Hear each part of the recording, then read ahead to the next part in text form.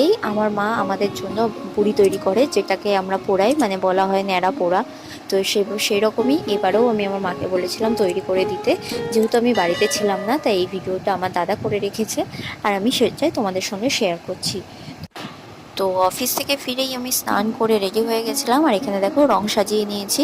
এখন ন্যাড়া পোড়া করা হবে, আর এই রঙগুলো বুড়িতে গায়ে মাখানো হবে। যেহেতু আমাদের এখানে বড় কোনো ফাঁকা জায়গা নেই, তো আমরা এটা আমাদের পাশের জমিতেই পুঁতে দিয়েছিলাম। এখানেই আমরা ন্যাড়া পোড়াটা করব। আর আমরা এখানে আমাদের পাড়ার কিছু কাকিমা, জেঠিমা, ভাই, বোন সবাইকে ডেকে নিয়েছিলাম। দাঁড়াও, ধরতে দাও।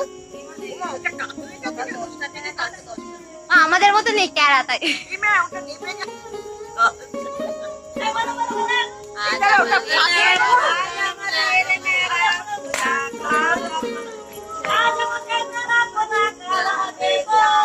পূর্ণিমাতে চাঁদ উঠেছে, বলো হরি বল।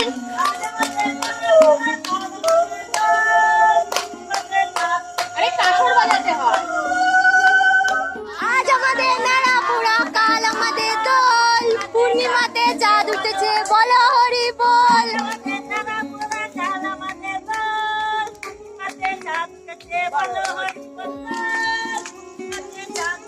বলো হরি বল। জানো তো, ছোটবেলায় আমরা এই বুড়ির ভিতরে আলু, টমেটো, বেগুন এই ধরনের নানান রকম সবজি দিতাম পুরানোর জন্য, আর তারপর সেগুলো পরে আমরা খেতাম।